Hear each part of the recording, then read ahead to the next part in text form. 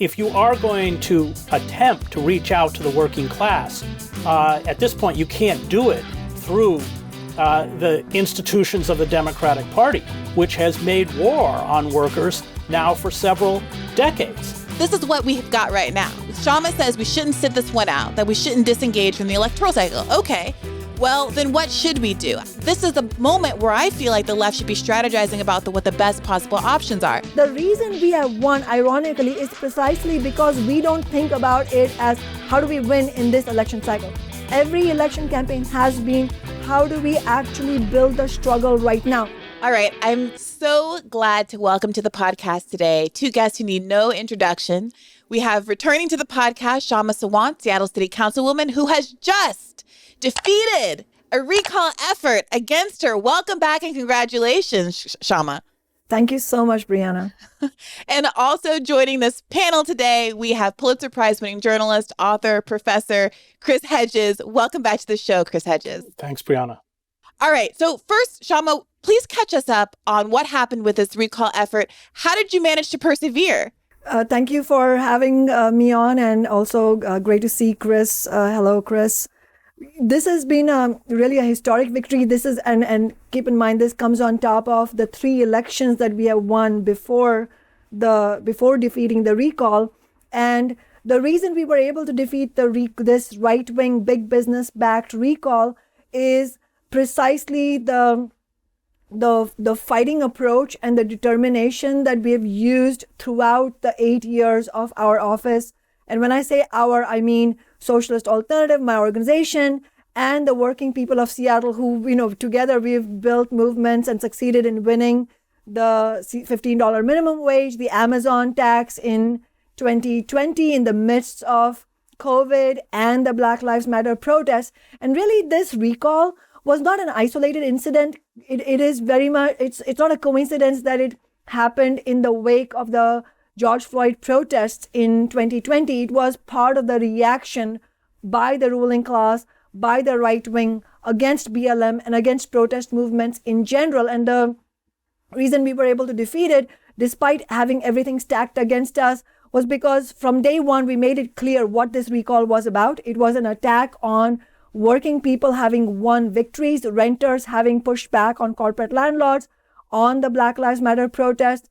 And it was an attempt by the ruling class to reassert itself by sort of claiming that, if they had defeated us rather than us defeating them, then they could have crowed in the corporate media that, oh, the days of socialism are over. Now it's back to business as usual.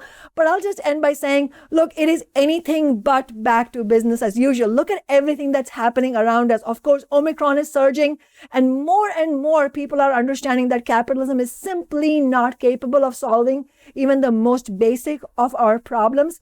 Starbucks workers are unionizing. There's the great resignation going on. We are heading into what is very likely going to be a major upsurge in labor action. So it is anything but business as usual. Look, I'm glad you started off on that point of optimism, not just about your personal success against this recall effort, but also pointing to labor uprisings around the country and the fact that on the issues, on the polls, it seems like there is this left insurgency. At the same time, we're living at a moment where people are feeling a little despondent, particularly on the left, not only because of the failure of Joe Biden's agenda, which was already less ambitious than the left would have liked it to be, but because also we're already seeing this pivot toward that exact narrative that you described, that it's the end of socialism, Bernie lost. We have people talking about Hillary Clinton making another run in 2024. And a lot of folks on the left are feeling like there's not many places to go. You mentioned that the recall effort was in some ways a referendum against some of the protest movements that we saw in 2020. And I think that it's interesting that right now, the conversation nationally is largely around the voting rights bill and whether or not Joe Biden is going to try aggressively to end the filibuster. And what's interesting is you see this tension that's now emerging between all of these voting rights advocates who the Democratic Party leaned on, who were really championed as, securing the Senate so that Joe Biden could really get his agenda done. He was supposed to be the expert who was able to reach across the aisle and make things work in a way that Bernie Sanders apparently wasn't going to be able to do. And even though they were successful in that effort and securing the Senate, they're now being told there's nothing that Joe Biden can do with respect to voting rights, and not even to mention George Floyd Act, which is no one's talked about in almost a year. And now they have protested Biden's recent speech on voting rights issues. And so I'm curious what you two make of the moment right now and what the left should make of it as we head into this midterm year. Strategically, where should we be positioned in this moment? So we have to return to the only formula that has ever worked, and that's class warfare. The fact is that the corporate state has carried out this corporate coup d'etat, and we're almost starting from ground zero. But as you mentioned, we are seeing these grassroots organizations, Starbucks, Kellogg's, and other places begin to organize. This is the only power the working class has. The only thing that workers have to sell is their labor. They have almost no ability individually to influence state or economic policy. Corporate capitalists, without outside pressure, will not only dominate and fleece workers, but direct state institutions to serve their interests at the expense of the working class. And the Democratic Party has become a full partner in this assault on the working class. It has betrayed the working class and taken sides against us in the class warfare. So we have to return to the language of class conflict. We will find our strength in these nascent strikes and movements. I mean, history has shown this out, whether you go back to the 1930s, the GM strikes, or look at Sweden, which created, it's been largely dismantled, but created a very strong, well-organized trade union movement that was then allied with the Social Democratic Workers' Party of Sweden. That's what we need. That's what we need to do. And investing energy, time, hope in the Democratic Party is futile. I mean, even the filibuster, it's all political theater. The Biden White House is well aware that there's no chance at all that they're going to overturn the filibuster. They don't have the votes for it. Yeah, it does. It's interesting because there's some narrative discourse right now in the mainstream media about the fact that these voting rights advocates boycotted Biden's speech. And the mainstream media, the corporate media discourses, what are they really doing? What do they hope? What purpose does this serve? The Pod Save guys, I mean, they all stopped just short of openly criticizing the activists. I think probably because they've put them on this kind of pedestal in the past and they're unwilling to quite go there so far. But it's clear that they are being dismissed. And I am reluctant to agree with those corporate media figures, but there was a part of me that is sympathetic only because it feels like a tantrum, only because they should have known already that they had given up their leverage the second they said that they were going to vote for Joe Biden no matter what. And despite boycotting the speech, when asked whether or not they're going to basically still hustle votes for Biden in the fall, they are stopping short of saying that they are willing to do anything other than to continue to serve the Democratic Party, which is why a lot of people have been excited about this recent Politico article that came out titled "The Left is Already Looking to 2024. Some want to see a Biden primary challenge, and some folks want to see that primary challenge come on a third-party ballot line." I wonder what both of you make of that prospect. I mean, first of all, let me agree with what Chris said earlier, that the only path forward really, and this is what I base my optimism on, is the path of class struggle, of workers and ordinary people getting organized. And I think the key word there is independent struggle, meaning independent of the forces that represent the interests of the ruling class, represent the interests of Wall Street, regardless of their performative rhetoric. And I think, Chris mentioned the gains that the social democratic gains that were won in Northern Europe, the healthcare, the single-payer healthcare that was won in Canada is another example. None of those gains were won without that kind of independent approach, and that means strike actions, general strike by workers, but also it means workers taking their own political parties, the political organizations into their control. I mean, single-payer healthcare in Canada was won only on the basis of a new working class party being formed, which became an actual legitimate threat to the two parties of the ruling class. And that's how they were able to force the big corporations into making those concessions. And I think that kind of approach, that kind of fighting, independent approach is going to be needed everywhere we go. And I do think that it is important to look at the presidential elections from that standpoint, but also not derive the conclusion that, oh, then we all have to just focus on electoral struggles. I think it is extremely crucial that we bring in I think a lot of people say third party, but look, I come from India where there's lots of third parties and not one of them represents working people and the marginalized in any real way. So I think we have to emphasize the kind of party we want. We do want a new party, but we want a new party for the working class that is run by, for the working class, and a party where ordinary people, workers, the members of the party are able to shape the agenda of the party and hold the representatives of that party accountable. And that means not, as you said, Brianna, not saying that we're not going to go to a speech by Biden, but essentially supporting the Biden administration. That is not what we're talking about. We're talking about genuinely presenting a threat to the Democratic and Republican parties. That is the way in which we are able to going to win gains. And I just want to add that threat comes from strikes and lockouts. It doesn't actually come from the third party itself. It's just a political expression of the organized working class. So if you look at Sweden, which did by the 1970s develop the most advanced welfare state, from the turn of the century up until the 1930s, there were upwards of 1,000 days when workers were on strikes or lockouts. And by comparison, the United States last year had fewer than 3.7 days of workers' strikes or work stoppages. So that is the weapon that we have against the capitalist class, and it has to be used.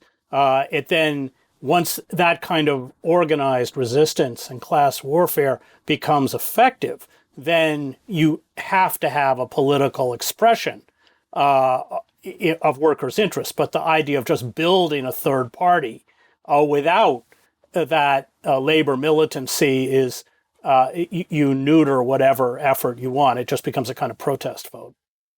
So I heard you speaking recently on Crystal Kyle and Friends, and you were having a conversation about these third-party runs, and you referenced Ralph Nader and the fact that he wasn't intending or he didn't believe that he was going to win, but he felt that one way to create fear among the Democratic Party, to pose a credible threat and to exert some influence, was to demonstrate your ability to take 15, 20% of the vote away from the Democrats in a way that would force them to the table, as it were, and concede to some meaningful demands.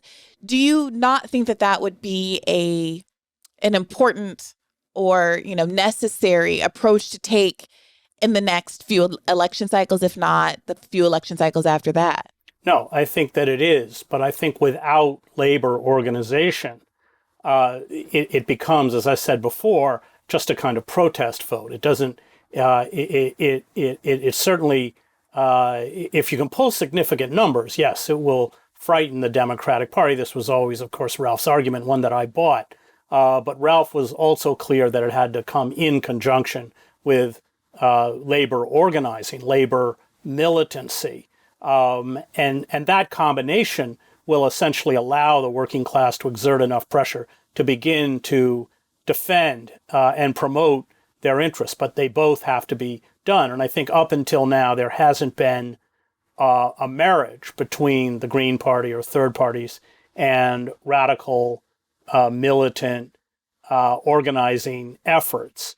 So short of that union, short of that labor organizing, yes, you still exert pressure. But if we really want to change the system, we have to go back and look at the kind of pressure that was put on the Roosevelt administration in the 1930s with huge numbers of sit-down strikes, or again, go back and look at the successful effort in a country like Sweden to build a socialist state. Those are the two keys. My observation is that discussion of a general strike has been almost non-existent in the mainstream. And to the extent that it comes up on the left, half of the left is extremely antagonistic to that notion. In fact, there was a pretty significant divide over the fall when a group of leftist, YouTubers decided to put on a general strike summit just to talk about what would be required to do a general strike. Large portions of the more institutionalized left, derided and mocked that effort as somehow premature to even have a conversation or popularize the notion that a general strike is something that should be planned for. And so for that reason alone, I am a little depressed by the idea that we would have to wait for a certain level of labor militancy to expect any kind of, third party effort to be worthwhile. It's not, of course, that I wouldn't love for that to happen.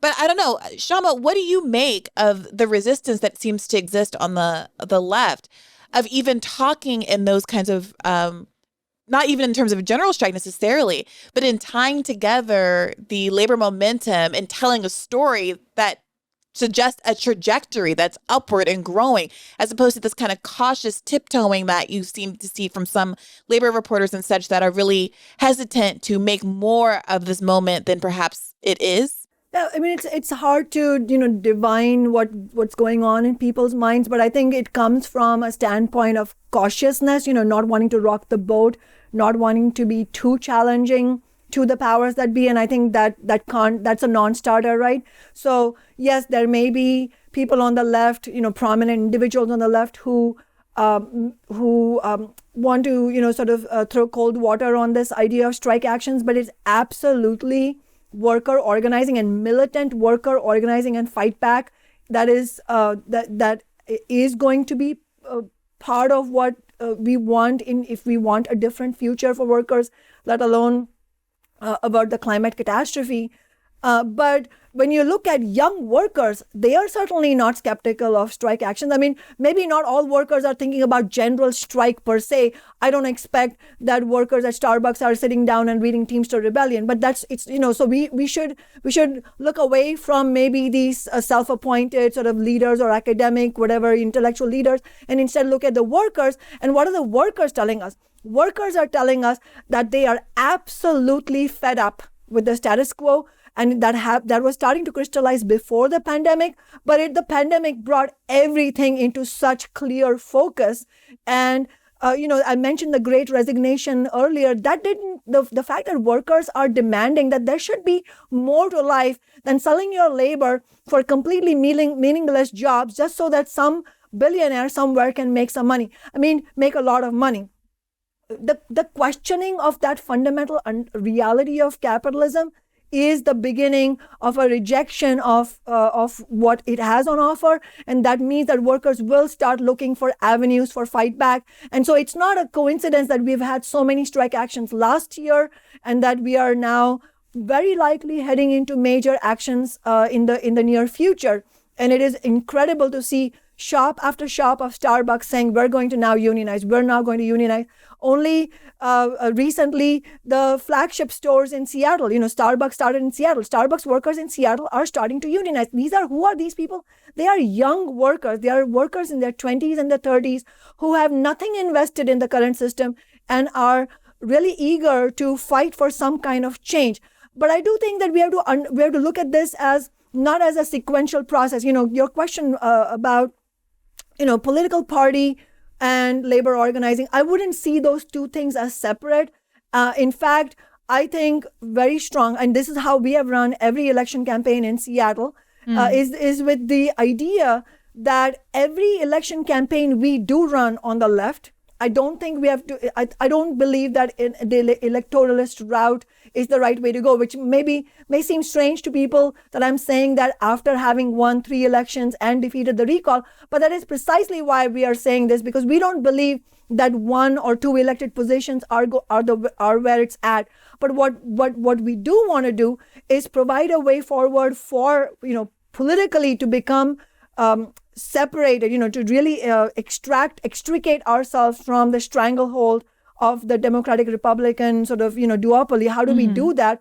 I don't think we are in a position to say, well, let's have some labor militancy, then we'll do a political party. I think it has to be part of the same political conversation. And every year, every time that we have run an election campaign, we have run it on that basis, meaning we don't have a crystal ball. We don't know that we're going to win on day one. We don't know we're going to we fight like hell to win, yes, and we have won victories. But every year that we run the election, the goal is not the election result itself. The goal is to raise the consciousness of workers, pick up concrete demands like $15 an hour, right? Like rent control, and then try to build a real fight back around it. And it's through the experience of struggle that workers will realize, hey, we also need our own political organizations, because yes, we can march and strike, but unless we build our own political organizations, it all falls on the altar of the Democratic Party.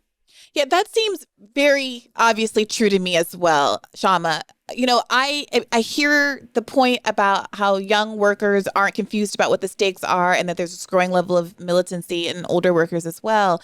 But I also am hearing from folks that there's an appetite, a very strong appetite for somewhere politically to put all of the energy that they want to withdraw from the Democratic Party. There are people who are not workers, who aren't in a position because they're already unemployed or other, reasons that they cannot go on strike. There are people who are independent. There are people who are, in situations where they want to be able to express themselves politically in the most kind of widely advertised and understood way that people have to express themselves politically, which, like it or not, is at the ballot booth. And so I think that is why we're having these robust conversations that are emerging right now about whether or not there is going to be a viable third party option in 2024. This recent article, they asked Jeff Weaver, Bernie Sanders' former presidential campaign manager, will there be a progressive challenger? And he said unequivocally yes. Names that have been thrown around in the context of this article were Marianne Williamson and Nina Turner. AOC's former communications director, Corbin Trent, was quoted as saying about Biden, he's deeply unpopular, he's old as shit, he's largely been ineffective, unless we're counting judges or whatever the hell inside baseball scorecard we're using, and I think he'll probably get demolished in the midterms. New poll numbers came out today showing new lows for Joe Biden, and people on the left aren't satisfied, I think, at this moment, saying, oh gosh, Biden's not doing very well. They really want an opportunity to telegraph their discontent that is something other than staying at home, which can be construed as, you just are disaffected, you're just lazy, you're just sitting out, you are giving up your civic responsibility. And to that end, I wonder what you make about some of these options that have been floated as a third party candidate. And do you think there will be, and should be a challenger, a progressive challenger, whether they run on the Democratic Party ticket or as a third party, to Joe Biden in 2024? There absolutely should be a progressive challenger from the left in a militant campaign. I absolutely don't think it should be from the Democratic Party. And I do want to address the specific names that you brought up. But before doing that, I want to say it's much more about the strategy, the political strategy that we as working people use to bring a real challenge to the Democratic and Republican candidates. And the starting point, the ABCs of that strategy are you don't run as a Democrat. Because look at what they did to Bernie Sanders. Every Tom, Dick, and Harry of progressive Democrats supported Bernie in 2020. They were, when I went to the Tacoma Dome to speak at Bernie's rally, they were all there with me. I know these people. They don't support Bernie's politics, but they were there because it was so easy. There was nothing at stake to get on the Bernie bandwagon at that time and yet then go ahead and support Biden once Bernie was crushed, because we all knew that was going to happen. The Democratic Party elite were going to use some trick or another to get Bernie off the books. And then you got James Clyburn, you got South Carolina, and lo and behold, it happened. We didn't know exactly how it would happen, but we knew it would happen. So the first obligation we have as people on the left, if we are serious organizers, if we have any loyalty to the working class, is to first be crystal clear about that. Whether it makes you popular or not, be crystal clear. The Democratic Party is not the way to go. And I don't want to hear, these things that people come up with on the left where they'll say, well, it's the ballot line, it's the technicality. No, this is no technicality. This is, if you don't run as an independent, you are not taking on the fight that needs to be taken on, which is to present an independent fight back. And if you don't, Bernie was the strongest expression so far of the burning desires that working people have. And I have a lot of appreciation for Bernie, but look what happened. It went nowhere. And so the question really is, can we have an independent challenge? And can we have, through that campaign, the ability to build something. I mean, one of the things that Socialist Alternative had repeatedly called on Bernie to do is, after you were crushed by the Democratic elite, don't just admit defeat, maybe launch a big organization, launch a independent political organization coming out of it. I have no doubt that had he done that, millions would have joined him, and that could have been the starting point of what could have been a political organization for the left. So it has to start somewhere, but it cannot start unless we have the most basic political clarity of how do we go about it.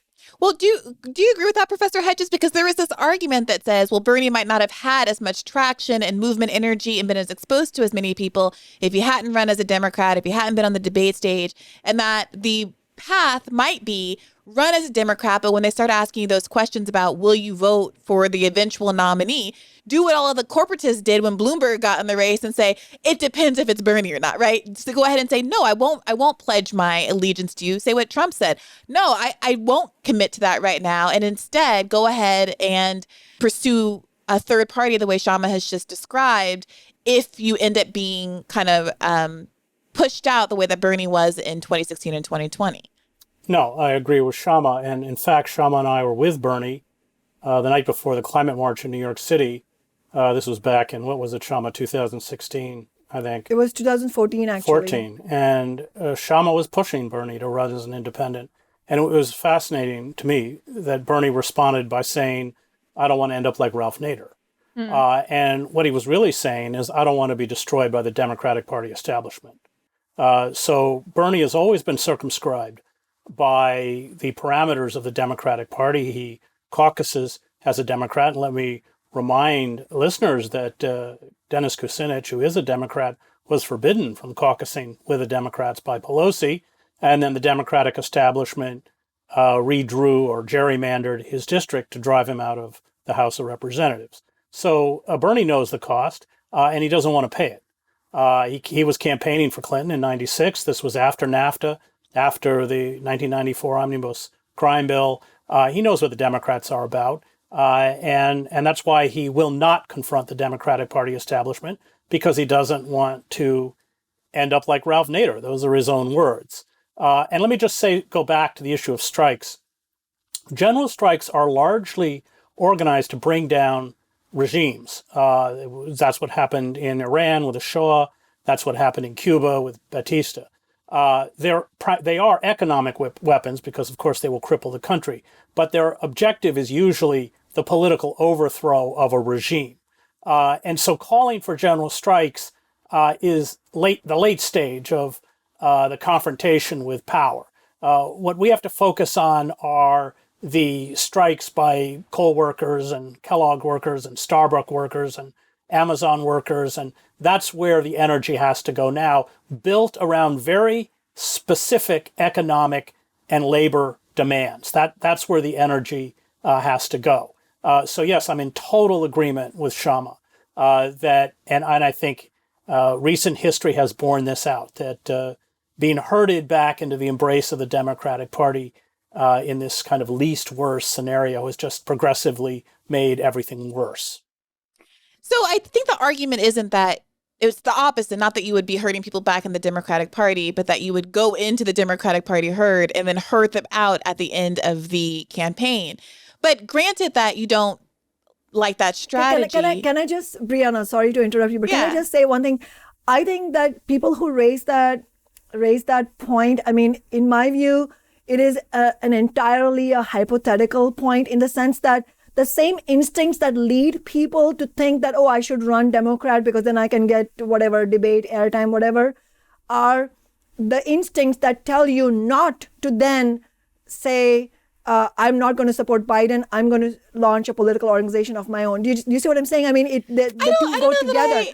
I have never seen, I mean, I'm happy to be proven wrong, but I don't think it happens from a political analysis standpoint that you will run as a Democrat knowing what they are and then be play some sort of Trojan horse role in order to bring people out of the Democratic Party. It doesn't work that way. And furthermore, there's a deeper problem with that, because when you run your campaign as a Democrat, What message are you telling people? Are you telling people, vote for me, even though this party, which I am going to tell you next year, I'm going to tell you how rotten this party is, but this year I'm going to run as a candidate in this party. It doesn't, do you see what I'm saying? It doesn't work that way. If you're going to be really bringing working people along with you and really fight for something, you cannot do it on the basis of, I'll keep this a secret. No, you do it on the basis of the full truth, and then you have the confidence in the workers that they will come with you despite the fact that maybe what you're saying is unorthodox. I never ran as a Democrat. I've repeatedly been told by all kinds of people, including some who are elected now, that, you should run as a Democrat. That's the key to success. Well, no, absolutely not. And I'll also tell you that, going back to your original question about Nina Turner, AOC, and so on, I mean, the problem with all these people is that they have been Democrats and they've been progressive Democrats, but they have completely failed to challenge the Democratic elite. And so ultimately, it is a question of whether you're going to, in your campaign, not sometime later, in your campaign, are you going to have a fighting message of what kind of politics we need? So let's talk about that, because I can very easily imagine a world where you launch your campaign, you say, I'm running on the Democratic ticket only because I want to have access to all of the benefits of running on the Democratic ticket. I need ballot access. I want to be on the debate stage. I want to be actually heard and not marginalized in the way that candidates like Jill Stein and Ralph Nader have been marginalized. The Democratic Party won't let you, the Democratic Party, again, that's why I'm saying this is hypothetical, because if you did have a candidate like that who said, I'm running as a Democrat, but I'm running to crush the Democratic Party, I am running only to get the benefits of the logistics, but politically I am completely antagonistic to the Democratic Party's agenda, which is the Wall Street agenda, then the Democratic Party will find another creative way of keeping you off the books. They'll even pass a new bylaw in their, whatever, the DNCC saying you can't attend the debates or whatever. And what I'm saying is that it can't happen. They will come up with something else. Let's play this out. Because what we're juxtaposing is a world where Bernie did pretty much what he did in 2016 or 2020, but instead of endorsing Biden after 5 days or whatever it was, he says, no, I'm going to start a new party. In a world where Ralph Nader or Jill Stein had the campaigns that they had, at the end of which they did, what they did, they continue to be obviously Green Party advocates and third party advocates, but didn't result in the same kind of political traction or movement energy or enrolling in DSA or whatever these organizations that the Bernie 2016 campaign resulted in. And I guess what I'm asking is, why are we so confident that the kind of Jill Stein, the route that we've seen manifested before from third-party candidates is going to be more effective than a world where a Bernie-style figure manages to capture all of the energy because they are seen and heard and resonate with a large portion of the population that is disgruntled, and then has the temerity because they are a sincere outsider. Let's say someone who isn't elected in a congressperson, neither Marianne Williamson or Nina Turner are, then went ahead and pivoted. I mean, I hear what you're saying about some skepticism. We never know what someone's going to do in the 11th hour. But it seems like the possibility that might work out seems higher than the real life outcomes of some of these third party runs. And I say this as a third party voter. No, I agree with Kshama that it doesn't work because there is a Faustian bargain. You've seen AOC essentially be emasculated by Pelosi and the Democratic Party leadership. And Bernie, there was a very clear quid pro quo that if Bernie was going to run as a Democrat, and even then, you had all sorts of dirty tricks used against him, the DNC, invalidating independent voters in the primaries. And of course, many young voters are independent. In the case of the Nevada caucus, essentially just flipping the results, etc. But the quid pro quo is you are going to support the Democratic nominee. And if the party thinks that you are going to turn at the end of that campaign against them, they will engage in everything they can to crush you. In terms of third-party effectiveness, which is the same. It's just the same situation a third-party candidate is in, or that Bernie ultimately was in when he was forced out. No, but look at what they do to third parties. So, I mean, I worked with Ralph. I was Ralph's speechwriter, and the Democratic Party threw up roadblock after roadblock. They challenged all his voting lists, running up over $1 million in legal bills, even though the voting lists were all valid. They would not allow him in the debates. They did the same thing, by the way, to Kucinich. They used to have, you had to poll at a certain percentage, and I think it was New Hampshire or something, and Kucinich reached, I think it was 10%, I can't remember what it was, he reached the threshold that the Democratic Party had set to be in the debates, and they literally locked him out of the hall. So what they do to third parties, which is a bipartisan effort following Ross Perot, they are just never going to allow a third-party candidate in there or allow a true rebel like Kucinich to give any kind of platform. So I'm hearing you say that third-party candidates are never going to have a chance, and someone running on the Democratic Party line is also never going to have a chance. So I don't know what to do with that. But Brianna, I'm saying that's why I'm stressing, as I think Kshama is, labor organizing, that the power we have. Yes, we have to step outside the system, which threatens the system. But the real lever we have, or the working class has in terms of power, is the ability to disrupt the economy through organized strikes and labor action. And when you get that kind of a combination, a political expression of that labor militancy, then it becomes quite potent. And I think just to follow up on what Chris just said, Brianna, if I might, I think that is exactly the point that we have to bring in, because we should not accept that the choices are a Bernie Sanders who's genuine in many ways, but as Chris was saying, he has a long history of he has decided what his political line is going to be, and we cannot just be limited to that either. But we cannot accept that the choices are either have a Bernie Sanders, or which is not going to go anywhere outside the Democratic Party, or have Nader or Stein kind of campaigns where they were just one-off campaigns. They didn't build anything outside of that. We Socialist Alternatives has supported Nader. I mean, we supported Nader before my time in Socialist Alternative. I campaigned for Jill Stein too, and we took a lot of flack for that from a lot of Democratic Party leaders. But we don't believe that's all that should be on offer. What we need are electoral campaigns of certain kinds. Yes, if we run a third party candidate, if we run a left candidate for president, or if we run left candidates, socialist candidates for local elections, we want to do it in a certain way. We want to do it in a way that promotes that kind of militant organizing by workers, that is connected to deeper organizing, that is not a one-off campaign. None of our campaigns have ever been a one-off campaign. We are a political organization. Socialist Alternative would have existed even if we had not defeated the recall. Yes, it would have been a setback, but the point is, at every step of the way, we are setting the correct political markers. We are learning lessons. The working class is learning lessons through our campaign. They see how nakedly we force the ire of the Democratic elite on us, because we want them to be exposed in the eyes of the working class. That is how we have done it every single time. And that's the approach we need. So I don't think we should be saying, oh, well, we have a Nader approach or we have the Bernie Sanders approach. Where do we go? No, those are not the choices. We have to have a militant approach towards building a political organization. And just because it hasn't been done so far in the US doesn't mean it can't be done. It's just a question of, actually learning lessons from history as well. Okay, so what does that look like? Because I'm not advocating for either of those two approaches, but what it becomes frustrating, I will say, as a podcaster, as a journalist, is that people are very quick to say what cannot be and what will not work. And there's so much pessimism on the left. And what I'm hearing from people that I get to talk to through my profession and doing these call-in episodes and people call into the show is that people want an outlet. They want to know what they can do. And most people, you say organize, that's great. But like it or not, they don't know what that means or what to do next. And nobody listening to the podcast is going to be like, oh, okay, let me just go organize.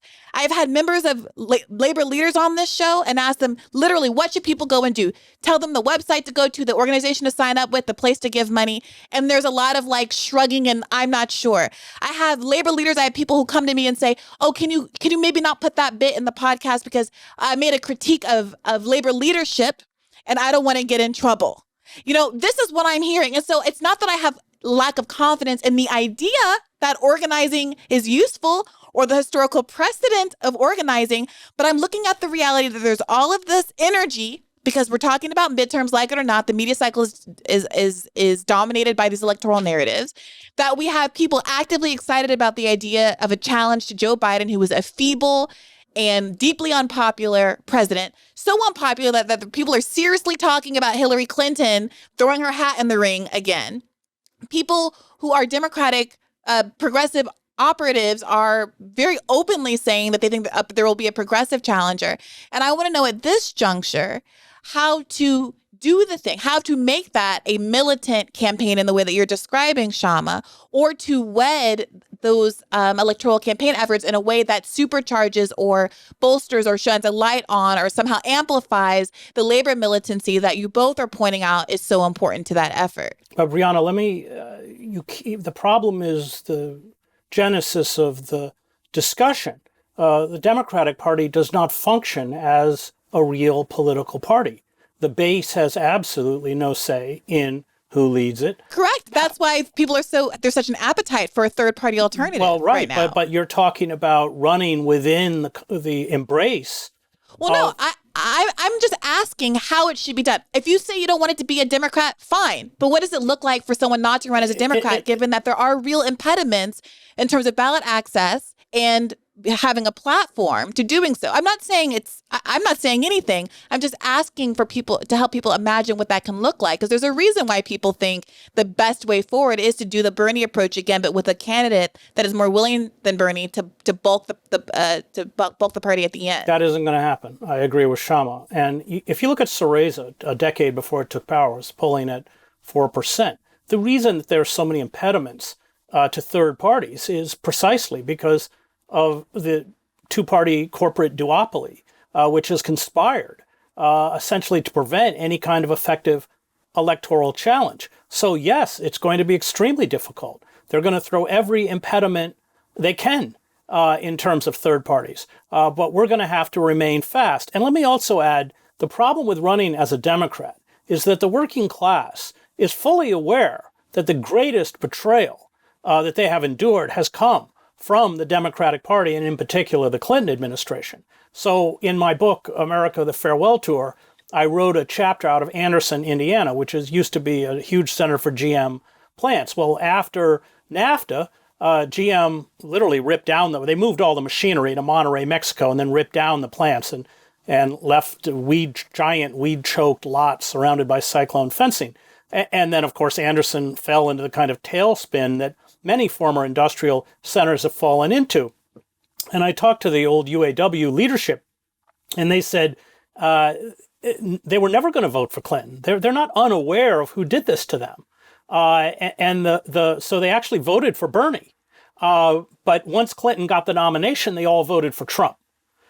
So workers, especially unionized workers, are well aware of the lies that were told of them that were far more destructive to their families, their livelihood, their communities than any lie ever told by Donald Trump. And that's the problem, that if you are going to attempt to reach out to the working class, at this point you can't do it through the institutions of the Democratic Party, which has made war on workers now for several decades. It's got, and yes, it's going to be extremely difficult. And yes, they're going to find every mechanism that they can to throwing up walls and barriers to our advancement, which is why strikes are really important. But unfortunately, that's the only route left. And it is going to be a struggle. It's not going to be easy. They're not going to make it easy. It's never going to be easy, because essentially we're talking about the wresting back of power from these corporate elites into the hands of the citizenry. I think everyone's really comfortable with the idea that it's not going to be easy. I think everyone's really, I don't think anyone has a particularly rosy outlook on this. But what does it look like? Let's just completely ignore the idea of running within the Democratic Party. Let's table that entirely. What does a third party candidacy look like that doesn't just repeat the kind of marginal effect that a Green Party run looks like? Should people be paying attention to, efforts like MPP or the Forward Party? Should the left just sit out 2024 and sit out 2022 because there isn't the level of labor militancy that is required. We should definitely not be sitting out. And I don't think that should be the message at all from this conversation. I think that we have to have, obviously we need organizations that will do this. So when you say, well, you're saying organizing, but what does that mean? Well, Right. We need organizations. And I understand, and understand where you're coming from. But we have to point out that part of the problem is also those labor leaders who tell you, can you edit that out because I don't want to present a challenge. Well, there you go. You just said that, how, well, nobody is accepting that it's going to be easy. Well, there are some leaders who don't want to make it difficult for themselves because their own lives will be difficult if they really pose a challenge in the way that they need to. So they are not going to be doing this. So in other words, it is important to acknowledge that we are not going to be able to do this, as you're saying, give me a sort of blueprint. Tell me how to do it. What are the ABCs? How do that whole thing remains unstarted unless we have organizations that are willing to understand that is what it takes. It takes you to be a real force that just really antagonizes the ruling class, understands who you are, because that is what it will take to win over these working people, many of whom will actually end up being more and more attracted to right populism. And in fact, there's a real danger in the midterm elections. It's really not clear at all how the Democrats are going to avoid a serious debacle unless they actually get their act together, which I don't expect. I don't have a perspective that they will, but that's the point. I mean, that's how much room there is for right populism. So we have to, in terms of, how do we get this started? We will need organizations to take the kind of approach that, unfortunately, Socialist Alternative is the only organization that has taken, which is that you understand that being independent means actually being in the face of the Democratic Party, and every single day this organization will be attacked. We will come under major assault, but we will power through that because we don't expect that anything can change just through one election cycle. And that doesn't mean we not fight to win. I mean, I think we are, Socialist Alternative and I are in a good position to say honestly that we fight to win because we have won every election to city council and we just defeated the recall. But the point is, the reason we have won, ironically, is precisely because we don't think about it as how do we win in this election cycle. Every election campaign has been, how do we actually build the struggle right now? Those are the kind of organizations we need. And I'm sorry, I don't have a simple answer for you, Brianna, in the sense that, I can't say that, Socialist Alternative will do this. We want to be part of forming a new political organization for the working class, but we cannot do it alone. So we do need other organizations, labor unions, to do this. But if the labor leaders are not willing to do this, then we need the rank and file to take on the mantle. And that is where our conversation about strike actions comes up, because we need rank and file union members to really experience their own power, to experience, to understand how they actually get organized and win victories, because the question of a political party comes out of that struggle. So unfortunately, there is no simple answer to what you're saying, but it's also not impossible, and it does need to be done. But the starting point, as I said, is to reject the Democratic Party and to also understand that the leaders who are not willing to take on the Democratic Party and the ruling class, they are active obstacles to this project of a new party. And you also have seen, like with the teachers' strikes in, was it West Virginia and Oklahoma, they defied the union leadership. They struck in defiance of the leadership.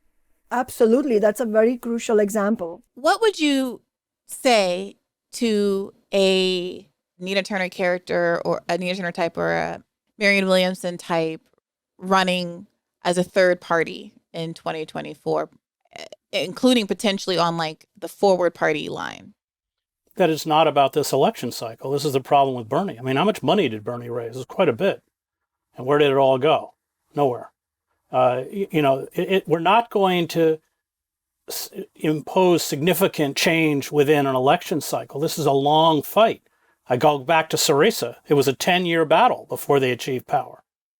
Well, you both supported Bernie Sanders, so would you support a candidacy like that? I wouldn't go so far as to say that I supported Bernie. I did vote for him in the primary, in the Democratic primary, but I've voted Green Party since 2000. I've never voted for a Democrat. And yes, of course, I mean, voting in the primary for Bernie was the obvious choice, but I had never had any illusions about Bernie Sanders. Well, in this hypothetical I'm presenting, that these candidates wouldn't be running as a Democrat; they would be running as a Green Party candidate or as a Forward Party candidate. I can't speak for them, but I mean, and I know Nina not well, but have done a few events with her. I mean, I think, and look what happened in Nina's campaign. She fully understands what defiance of the Democratic Party establishment, even within the party, entails, because she was really defeated by an organized effort by the Democratic Party hierarchy.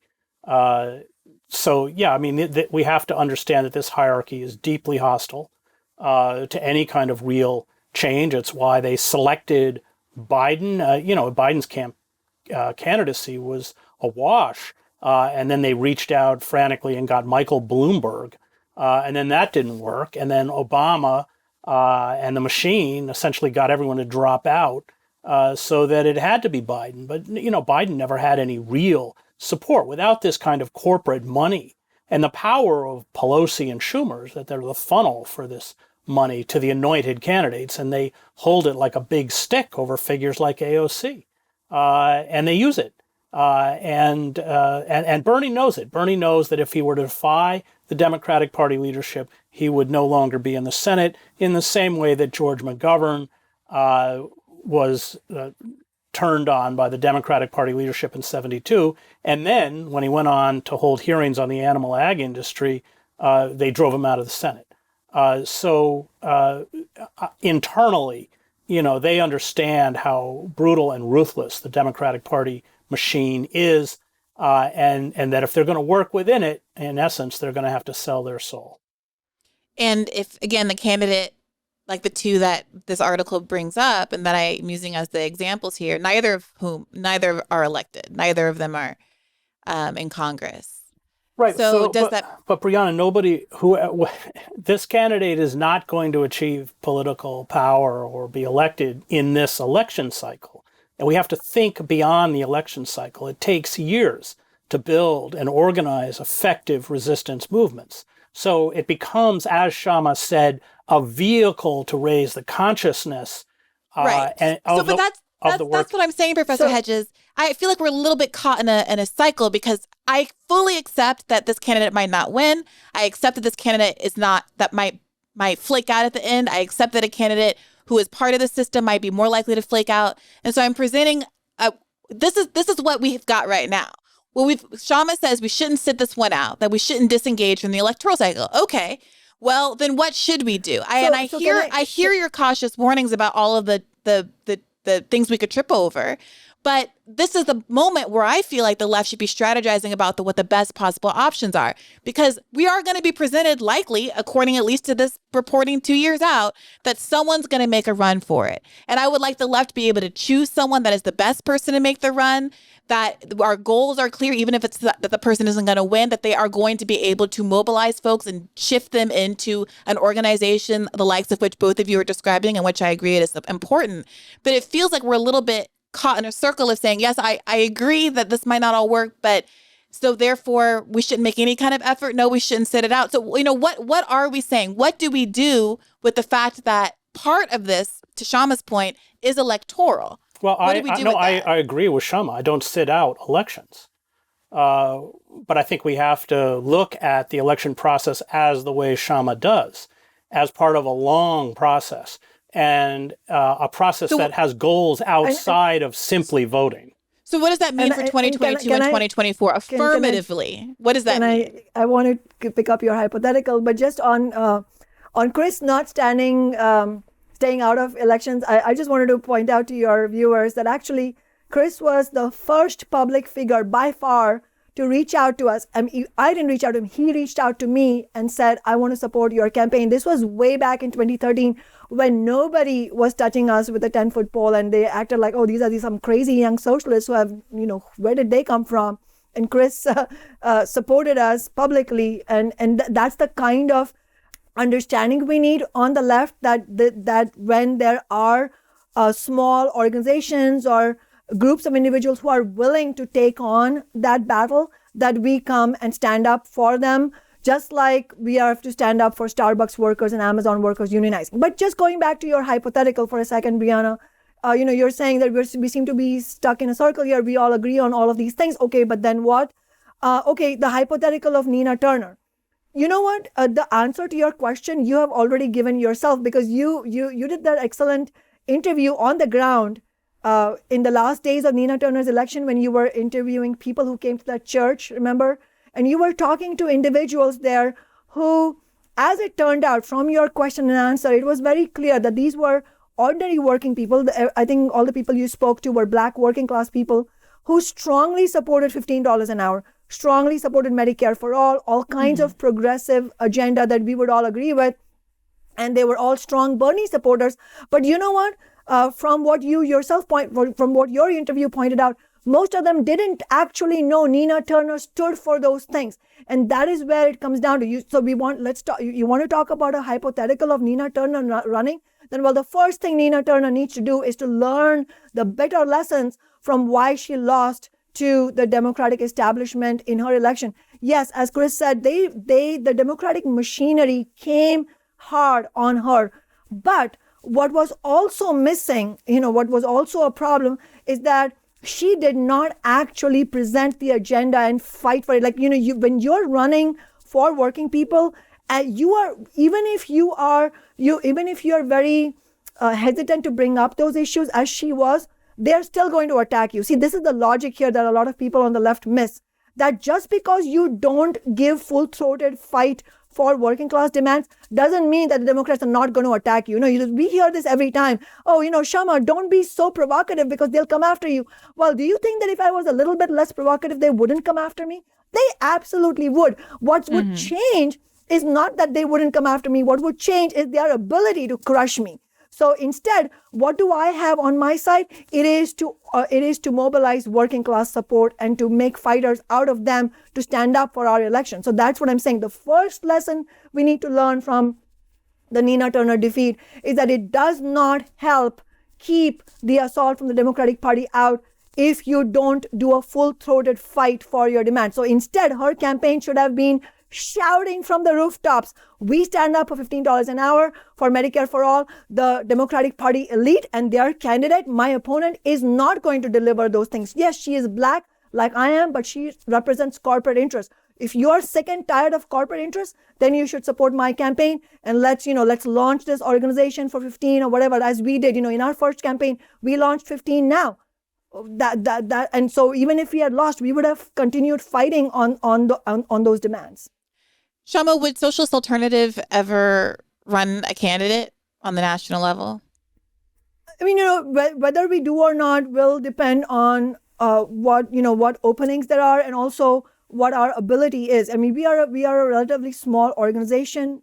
We're a Marxist organization, and I can tell you, just from 8 years of experience, the only way you can actually achieve what we have achieved, and we have a tremendous record. And I don't say it as self-praise by any means. This is important for the left to share. In fact, the message of why we have won the victories we have won is crucially important, because there is virtually no other example, or maybe no other example in current time of being able to accomplish this. But the only way we have been able to do this being not selling out an inch, and yet not getting marginalized or isolated, and not getting defeated. That the only way you can achieve is if you have a very, very strong political organization that is rooted in the working class, that is serious about political analysis, and understands both the long-term strategy of what it takes to win victories and not sell out, and also the tactics for every campaign. That takes a lot out of the organization.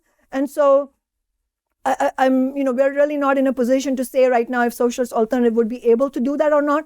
But what we do want to do, and that is why I'm speaking so strenuously right now, what we do want to do is share the example, share the lessons of what we have done in Seattle, in order to inspire a broader group of people, workers, community members, whoever sees that this is the right way to go, for us to be able to do it in a bigger way. I mean, what we need is, for example, for rank and file union members of the California Nurses Association, who are right now fighting for Medicare for all in California, we need a political uprising to inform the debate and say that Gavin Newsom and the Democratic establishment is not going to give you Medicare for all in California. So stop having illusions in them. It doesn't matter how hard you fight, they're not going to let you win it. Instead, we need to mobilize working people in California to fight for this in a way that maybe is not being done right now. So, it's that kind of debate and discussion that's needed. So I don't see the debate and discussion as like a talk shop. It is important to have those clarifying discussions, because the concrete things that you are correctly concerned about, where will this political party actually come from? Well, it's going to come from that political clarity. So it is important for rank and file union members and others to talk about this. We are having the conversation. Like this is the conversation. Yes. Like this, yes. And I think that part of the tension is that there is an audience to whom it's useful to say you have to organize, but it's not really a podcast audience. It's not really, a newsy kind of audience. And it's not. Some are. There is an overlap. So sure. But I think part of the frustration that I feel in my role is that I don't think it's ethical for me to get on the microphone every week and just say to people who are screaming at me, asking what they can do, to just say like, organize. And there are all these prerequisites that I'd agree to, that everyone who's smart tells me that we need before we can do anything, but we don't have those prerequisites. So I'm not sure what to tell you. You know what I mean? Like that's the place that I'm in. And so when I see people capitalizing on historical moments, when I see the right able to spin every event from Kyle Rittenhouse to CRT to their genuine electoral benefit, when I see right-wing extremists effectively manage to take over the Republican Party, I know that the left and the right extreme, far left and the far right are different insofar as the economic interests of the far right align still with the center right, and that there's not that. There's an identity of interest there that doesn't make them feel as antagonistic to the rise of the Tea Party and those kinds of things. But it does still feel frustrating that when are these moments of sincere excitement, whether it was around force to vote, there was no, that it wasn't a top-down plan, but there was a clear energy from people who were so tired of being told they'd lost every fight. And here was something that could tangibly be done by a small number of people, and it still couldn't be executed. We have, like it or not, however much we think that electoralism is particularly useful for us, an election is gonna happen. And the left is well positioned for many reasons, including Joe Biden and Kamala Harris's unpopularity, the ongoing pandemic, the increasing need socially for there to be the kind of interventions that the left is calling for. Okay. And I see an organization like Socialist Alternative, which is so compelling to me that I ran and joined it, right? And I see local successes. And I see a lot of criticisms from across the left of all of these third-party efforts. The Green Party is silly because they never are successful. Okay, well, MPP, there's all of this kind of internal mishigas that's going on. Okay, fine. And no one trusts Andrew Yang because of how he, cocked up the mayoral election and these crazy things he tweets every other day. Okay, all right. And yet, I don't see a future. I don't see who's organizing the alternative third party that everyone can be serious about. Who is, running candidates from either DSA or Socialist Alternative that can be the person of integrity that we would hope existed? Who is challenging these union leaders and aggregating the energy that exists today and funneling it into a direction that can pose a credible threat, despite the fact that union leadership isn't on board? Who is tying all of those threads together? But it doesn't happen in a day, right? I mean, all your questions are valid, but it can't happen in a day. There is going to be a period where some of those questions there is going to be frustration. We are going to need one thing we need in order to actually build the kind of mass movements we need to build is sort of the understanding that on the one hand we need tremendous patience, but on the other hand events can happen, 10 years worth of events can happen in one single year. I mean, just to give you an example of what you're talking about, the carpenter strike last year, nobody knew it was going to be so militant and so long lasting. I mean, and it was from start to finish, it was a rank and file led strike. At every step of the way, the leadership of the carpenters, Pacific Northwest Carpenters Leadership Council, they not only did not want the strike, they were actually using all kinds of methods to force the membership to vote yes on really, shoddy contracts. And the workers courageously rejected 3 tentative agreements, and they went on strike. When we supported them, we were the only elected office that supported them. And in fact, we were attacked by the union leadership as outside agitators. They called me an outside agitator. They said I was interfering in the union's process. And we had Trump supporting rank and file members who stood with us because they said, we don't agree with you on everything, but you're the only elected official who stood with us in this strike action, and we are going to march together. And we had rallies and marches together. And guess what?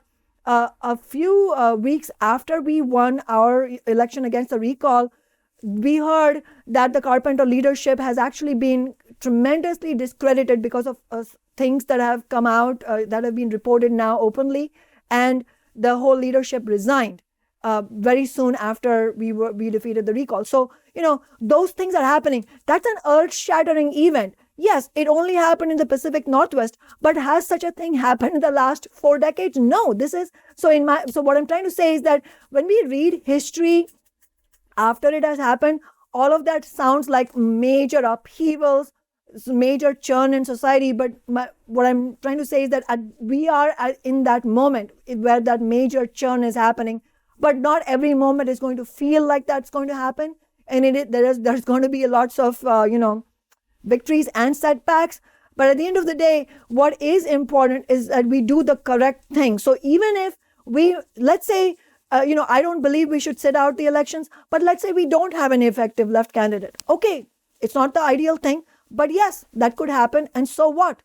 Strike actions will continue. But let's put our energies. I'm saying this. A group of individual high-profile leaders cannot make these things happen. We have to go where the masses are, and if the mass energy is in individual strike actions, then let's go there and let's get as much out of it as we can.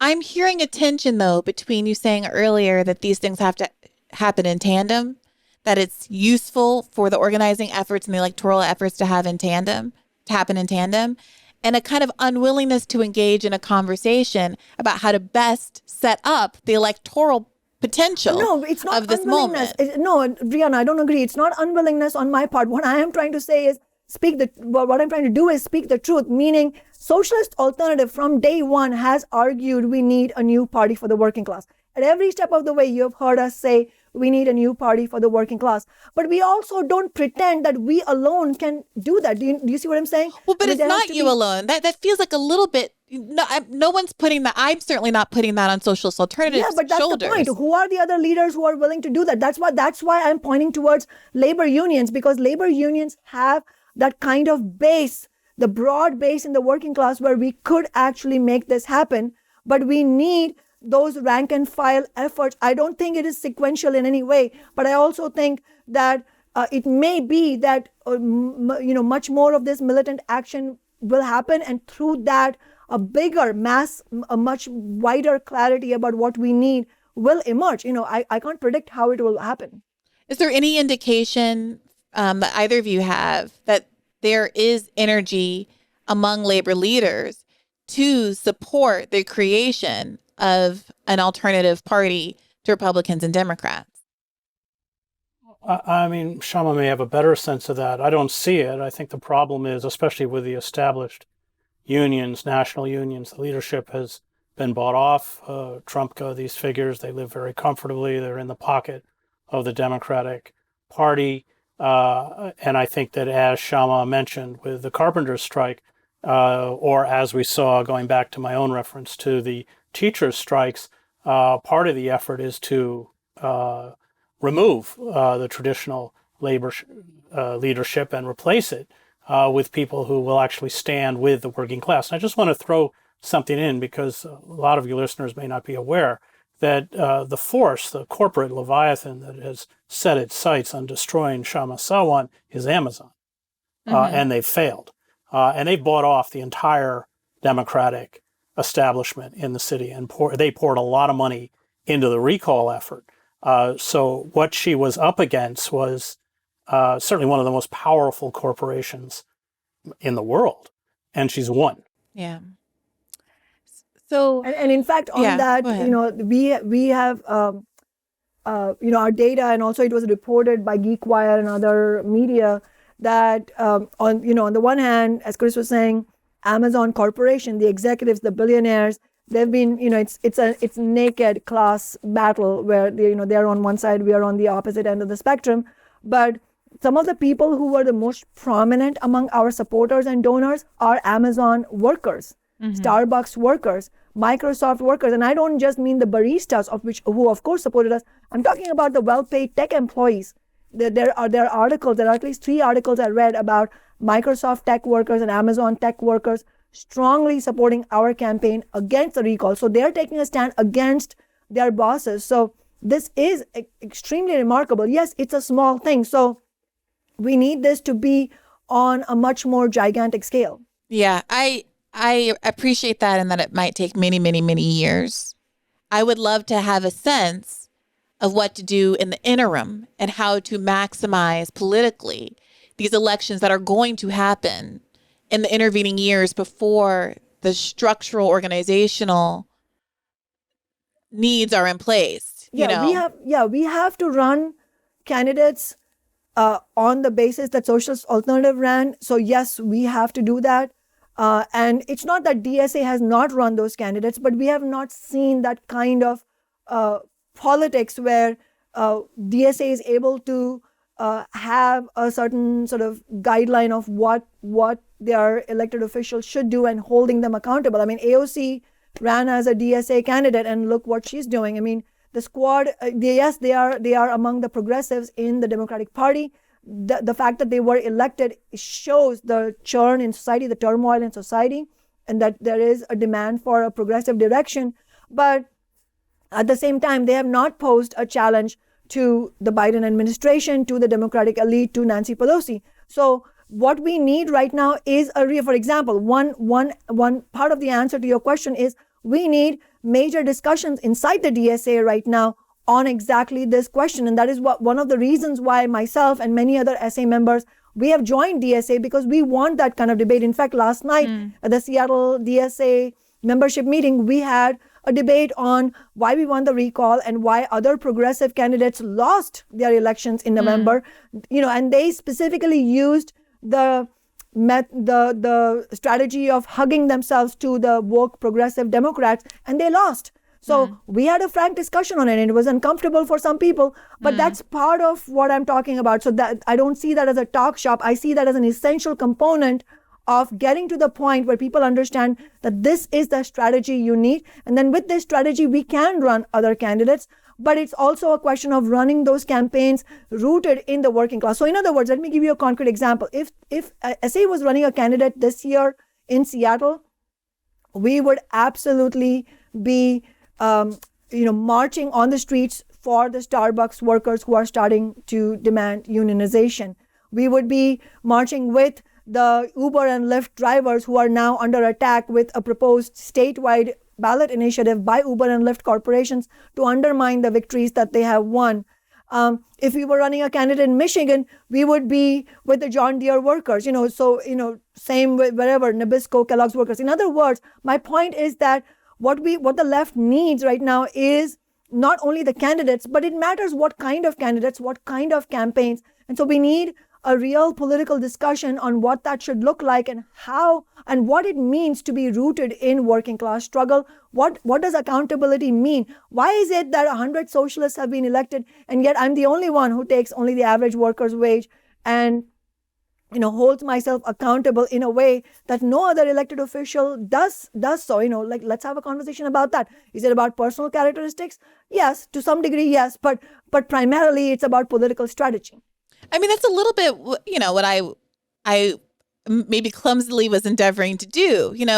The names on the table are the names on the table. I think a lot of people can imagine other names. I think a lot of people would like to see both of yourselves running at a federal level. Does someone like Marianne or Senator Turner have the qualities that you would be looking for? And if not them, who? Would you imagine in an ideal world that you maybe pluck someone from outside of the political realm, like a Keeanga-Yamahtta Taylor or somebody like that to run? Like, I sometimes just wish there could be a conversation that could expand the imagination of what this could look like. How does a third party challenger manage to avoid some of the pitfalls that a Nader style candidate has had in the past? What are the sincere ballot access issues that you would have to overcome without just kind of flippantly saying like, oh, you will sell out if you run as a Democrat? Well, you might not be able to do it at all if you don't. You know what I mean? Like, I think those are real concerns that real candidates who are eyeing this moment of political opportunity are trying to consider. And I would like them to have import from the left. And I, in particular, would like them to have import from a more united left than we've seen in years past. And that was why I hope to be able to continue this conversation, perhaps as we get closer to election season, and have a more robust conversation as characters. I keep calling them characters, as candidates emerge going forward. But I appreciate both of your willingness to go back and forth with me. I know you must be frustrated in what it seems like my dogged insistence on electoralism. It's not that.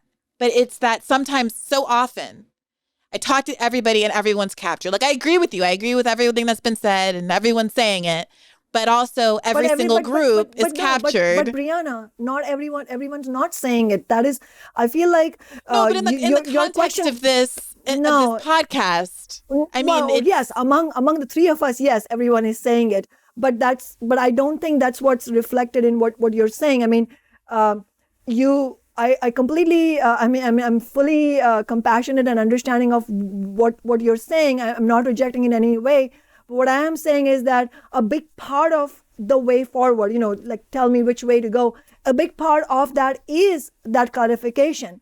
And so it in my view, it's not a starter to say, it's not a starting point, a correct starting point, and this is why we need the debate.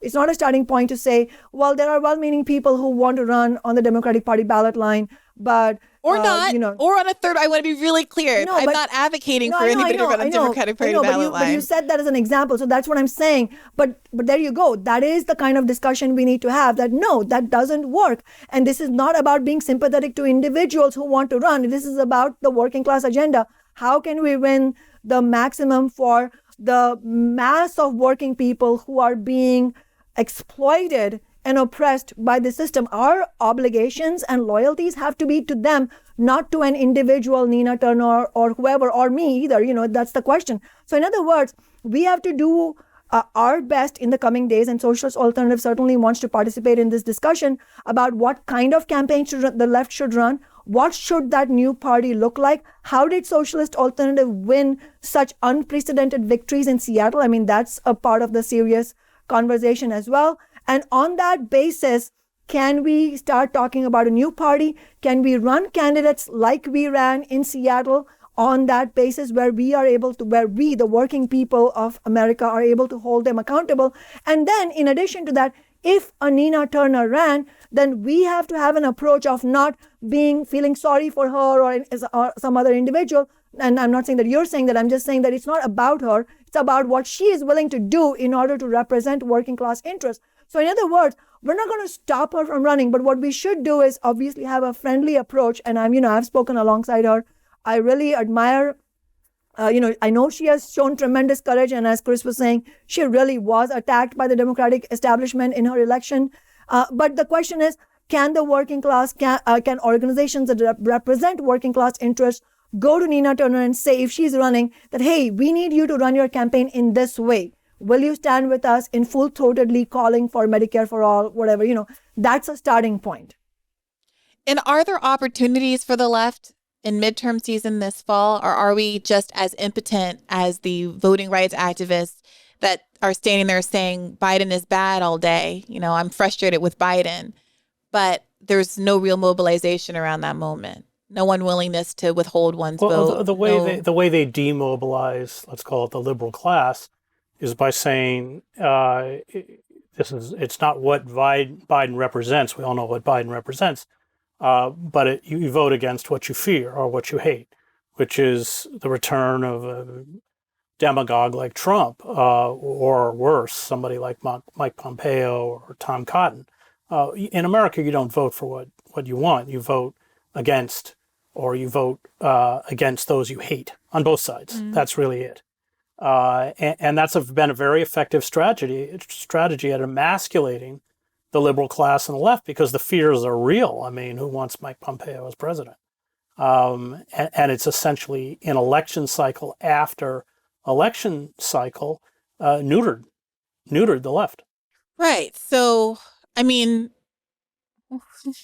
what to do? Well, what to do is, as Kshama said, to hold fast to these moral imperatives and accept the cost. And understand that it's going to take a long time to build it. But we have to step outside the system. And we have to stand with now well over half the country that's living in poverty or near poverty against these corporate forces. And I think that the fact that Kshama has been able to triumph over Amazon, which has worked in all sorts of nefarious ways to destroy her and silence her voice, is an indication that we can, but it requires crossing that line, walking into the wilderness, accepting the status of an outlier or an outsider with all the opprobrium that will come with, and all the attacks that will come with it. I love Ralph. I admire Ralph Nader tremendously. I think no one has been fighting corporate power longer, more effectively, and with more integrity than Nader. But Nader has become a pariah. They did the same thing, of course, to Julian Assange through character assassination. But you have to be able to accept that price, even, of course, the price of your own permanent marginalization. These people play for keeps. This is a dirty game. But we're going to have to begin to play it if we're going to succeed. So should leftists in the fall turn out and go ahead and vote for Democratic candidates? Well, the problem is the people who vote for third parties are insignificant proportionately. 80 million people, eligible voters in the last election, never voted because they probably correctly understood that there wasn't much to vote for in terms of their own interests. So in some ways, the whole conversation is skewed. How do you build a political movement that speaks to that deep apathy within and demoralization within the electorate? I vote for third party. The Green Party usually runs a candidate in my district. The last time they didn't, and so I kind of signed on to do it, and then was told I couldn't because I have a national television program. It's against FCC rules to do that. As Emma Goldman said, if elections were that effective, they'd be illegal. That is. Is that not a little bit of an argument to sit it out? No, midterms are for because us? Emma Goldman understood that elections without radical organizing, without that marriage between a militant labor movement and a political entity that represents that movement is not going to be a fundamental threat to capitalism. So yes, I vote third party just because I'm not. A lot of it actually comes down to Israel. I spent 7 years in the Middle East, and I just won't vote against the Palestinians. It's completely personal, but I don't care if I'm the only person. Is the call then to say, is the left call then to say, progressive voters should vote for whatever Green Party ballot option there is on their ticket in the fall? Yeah, but withhold their vote from the Democratic Party? But don't walk away and think that you've done anything. Well, sure. I mean, you've registered a kind of protest vote, but it is part of it. But the more important part, Max Weber wrote about this in Politics as a Vocation. It's a constant daily battle. And as Weber points out, the moment you turn your back, the moment you make progress, and we can look back at the movements of the 60s and 70s and see the perfect example of this, the moment you turn your back, these retrograde forces will seize back the control that they lost. It is a constant vocation. And are you afraid that if people focus on electoralism, like it does feel like any conversation about voting or what people should do with the ballot box is being interpreted a little as though it precludes any other action, you know? So I want to be able to say, no, it doesn't preclude action. No, it doesn't preclude other action, Brianna, but it does pose the question of how do you, if you are a socialist or a genuine person on the left, how do you be honest with the working class? So telling people to vote for Democrats is being dishonest. How can I, for example, knowing what I know about the Democratic Party, go around telling people, working people, to vote Democrat just so that they have someone to vote for? No, what I'm going to say instead is, if there's a candidate like Bernie, of course, we did support him, we campaigned for him, I spoke at his rallies. So in that case, we would, of course, in a very full-throated way, we would say, yes, you should vote for him. But even there, we didn't stop there. We said, and keep in mind, the Democratic Party elite will not let his campaign succeed because, you cannot run for a revolution against the billionaire class in the party of the billionaire class, expect him to be undermined. And this is why we need a new party. This is why we need to stand with workers and so on. So our message, it has to be a full message. If there are no candidates worth supporting, then we be honest by saying, no, unfortunately, I can't recommend you vote for any of the candidates here.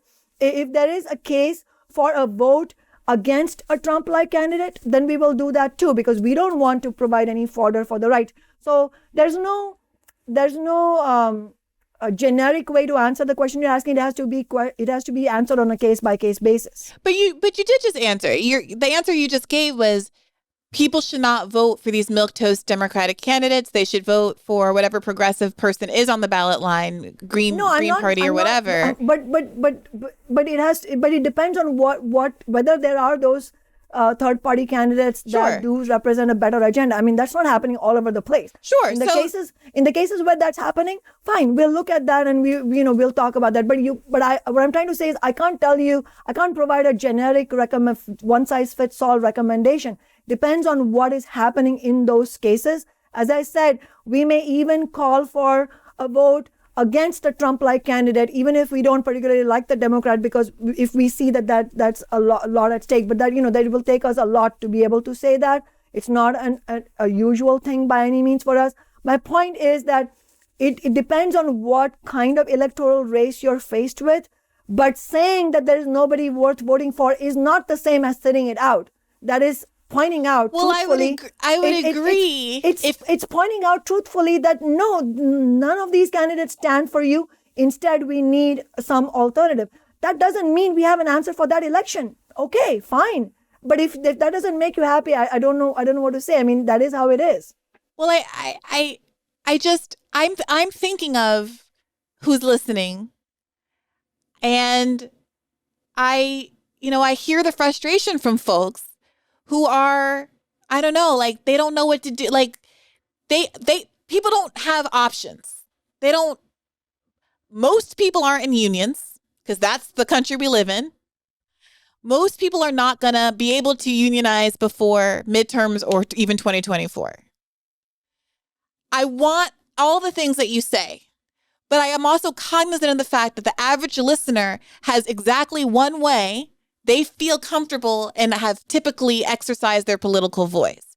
And I agree with you that there should be these other ways. But I don't know whom you're talking about, Brianna, though. I mean, in reality, a lot of working people aren't voting at all, as Chris was saying, or they're voting for right populist candidates because they're fed up with the Democratic Party. So maybe there's a disconnect also about whom you're talking about. I mean, I'm not talking about the people you're talking about for the most part, in the sense that most people who want to fight are sort of, they're sort of, they if they do vote for Democrats, it's sort of reluctantly, but they don't believe that that's where their action lies. Which And is why I think that third parties, like people just want a repository, even if it's not the perfect third party. What they do want is a party that feels like it can win. Like there's like a winning, something different than the Green Party, because for better or for worse. But how can you win if you don't fight? I mean, but look at, I'm trying to say, every election that we've won, Brianna, it took everything to stand up to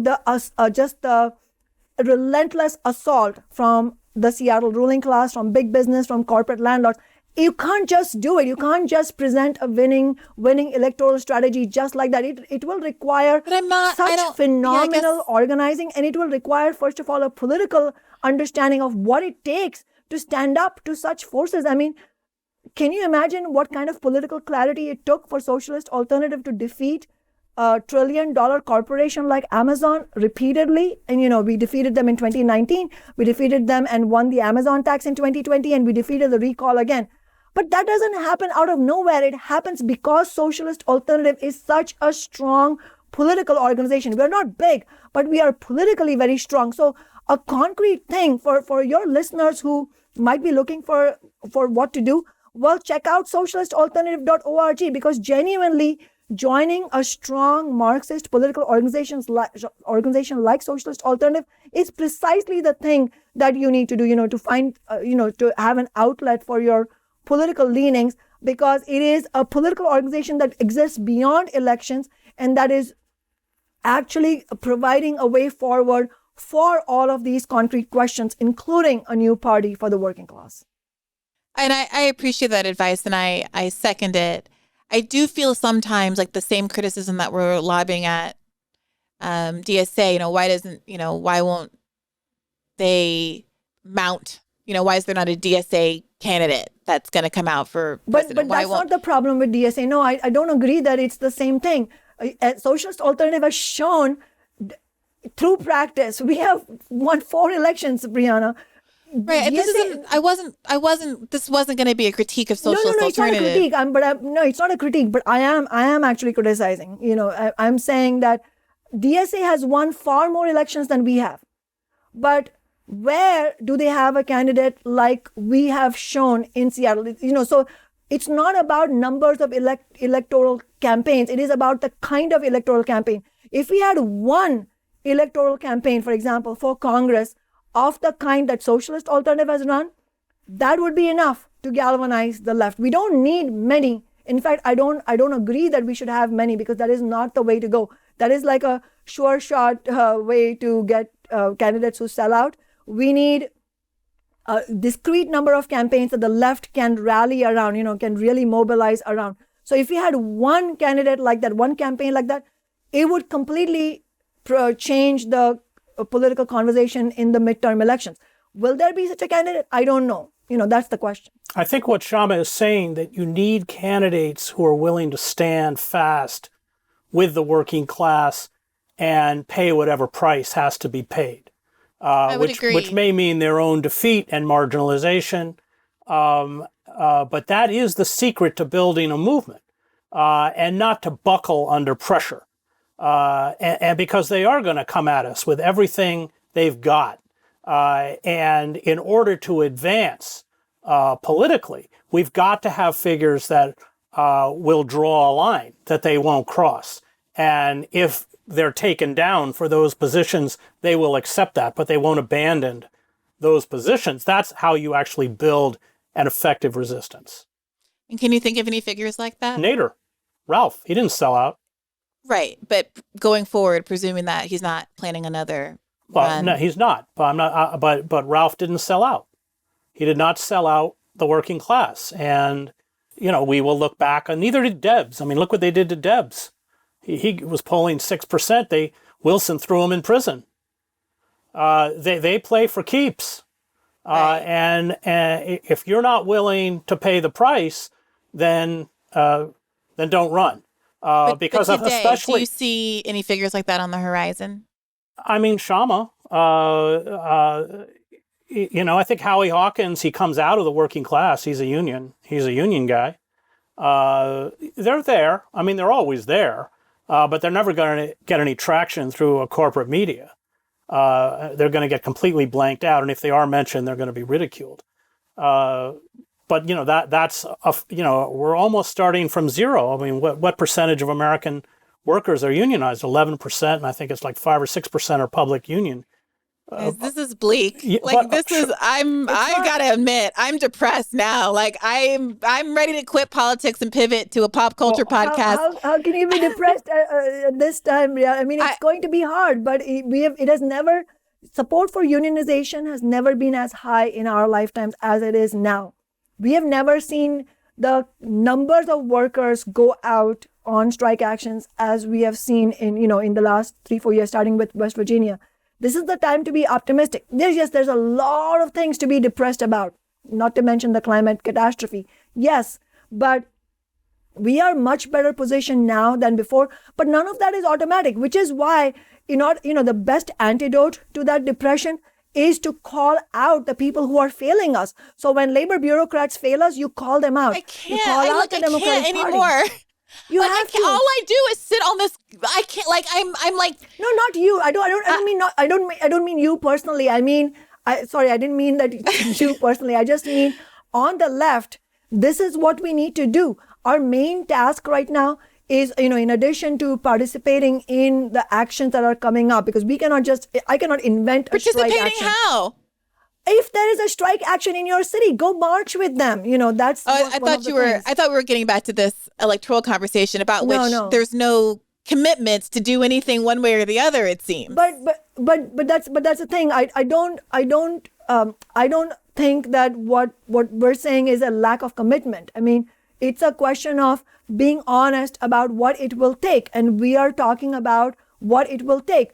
Show me one labor leader who's doing that. That's the point. That this conversation that we are having today, I wouldn't conclude from it that, oh, it's bleak or it's depressing. What I would conclude from it is that, well, man, this is going to be hard, but this is the kind of hard conversation we need to have. And so we need much more. I'll tell you one thing. We need much more of a platform for Socialist Alternative to explain how we defeated the recall, because a lot of people are asking how we did it. Because working people understand, especially young people, they understand, oh, there's something going on in Seattle. Why is it that they are able to win these victories? How is it that they defeated big business and the right in such a, even though it was a December election, never in Seattle have we seen a December election. They put everything at us. The Supreme Court how did you do it? Because I was reading that, it was 53% turnout, which was almost as high as the 55% you get outside of, especially, in a normal election cycle context. Yeah, absolutely. And in fact, I would say, first of all, look at the contrast. In November, we didn't get to be on the November ballot because every institution of capitalism ensured that we are going to be on a December election. That was, voter suppression in another name.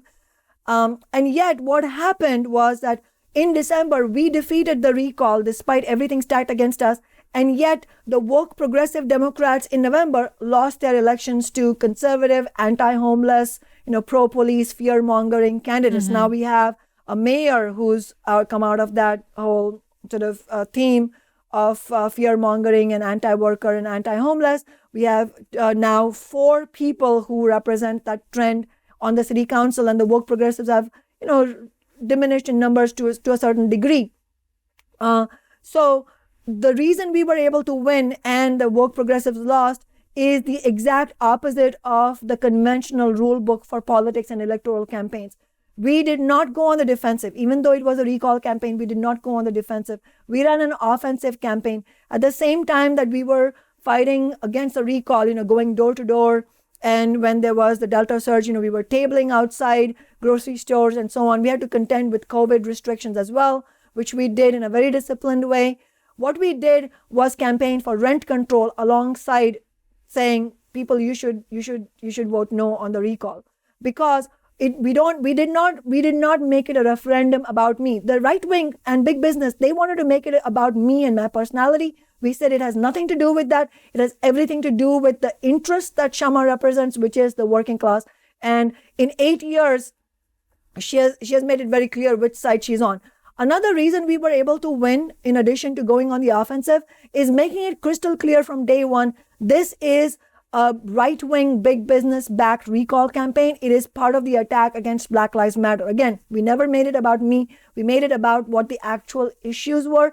And I can tell you, it drove the recall campaign mad that we kept saying to people that it was a right-wing recall campaign. They kept saying, well, the campaign manager is gay. This can't be right-wing. Are you kidding me? Look at your donors. You had 500 Republican donors and over 150 Trump donors to the campaign. Corporate landlords are among the most donating people for the recall. So we did all those things. We clarified who's on which side. Do you know what the woke progressives did? They did not provide any counter narrative to the fear-mongering, anti-homeless, pro-police narrative. Not one of those woke progressive candidates in one of those debates, and I watched all of those debates, not in one debate did they say, my opponent is bankrolled by corporate interests. Even as something as simple as that was not clarified to working people. So, this is what I'm saying. It's important to understand, you want to win elections, this is how you win. You win by going on the offensive and boldly talking about which side you're on and which side your opponent is on and telling people, yes, there is a side, and you pick a side. The establishment have picked a side, I've picked a side, and I'm on your side, I'm on the side of working people. The other reason, and this is one of the overarching reason why we won, is because we have an 8-year track record to stand on. We have shown working people that we will never be bought, and you may or may not agree with me on this or that policy, but what you will always get is an elected office that unflinchingly stands with working people and marginalized communities. We were the only no vote on a racist police contract in 2018. We were the only ones who stood with the Black Lives Matter movement in a full way. There were lots of performative stuff, but we were the only ones who actually fought for them. We were the ones who led the fight for $15 an hour alongside labor union members. We won the Amazon tax. Last year, as we were fighting the recall, we won an unparalleled number of renters' rights victories.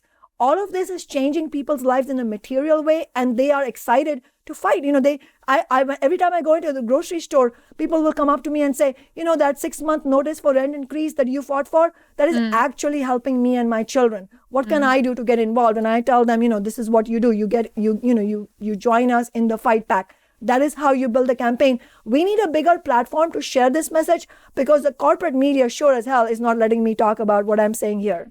Well, I appreciate you letting us be that. And I hope that you can come back and have more time to talk about exactly what happened strategically. I think people are curious about how you were able to turn out so many people, and what lessons could be imparted for folks who are still really, I think, frustrated by the lack of leverage or ability to affect the Biden administration and some other things that are happening in national politics as well. I don't know if you had any final remarks, Kshama, but I want to thank both of you for spending so much time with me here today, and also give each of you an opportunity to tell our listeners where they can find you and support your work. And I know, Professor Hedges, you have a new book out as well. Right. It's I teach in the prison system through Rutgers and have for over a decade, since 2013, in the prison since 2010, 2013 since Rutgers, on a class that wrote a play about their lives that was eventually performed at the theater in Trenton and published, called Caged. And the book's called Our Class, Trauma and Transformation in an American Prison. There is a Twitter account. I don't run it, but that posts all my work at Chris Lynn Hedges, I think it is. All right. Thank you, Professor. And Kshama? Thank you, Brianna, for having us. I totally agree with you. We need a full conversation about how we were able to defeat the recall, because I think a lot of the people who are looking for what to do next and how we can do it will be interested in that conversation. So I look forward to that. And we're also excited to read Chris's new book. And for those of your viewers and listeners who are interested in finding out more about how Socialist Alternative has done all that we have done, please check out socialistalternative.org. You can also follow my council office Twitter account. My handle is CM Kshama, CMKSHAMA. And yeah, reach out to me personally. I'll be happy to respond. Thank you both. This has been wonderful. As a reminder to listeners, this is your Thursday free episode, but we also put out an additional premium episode every Monday. You can find it at patreon.com/badfaithpodcast. And we will be talking about this episode tomorrow over on the Call-In app, where you can call in and ask questions and give feedback about what you thought about this episode and anything else that's going on in the world. I appreciate all of your support. And as always, keep the faith. Hey, YouTube. Thanks for watching. Just a reminder that this is a podcast. You can catch an extra premium episode every Monday for $5 a month at patreon.com/badfaithpodcast. That's patreon.com/badfaithpodcast for $5 a month, an extra episode every week. Additionally, please do consider liking this video, subscribing to this channel. It helps us out. It helps independent media beat the algorithm. We appreciate you. And as always, keep the faith.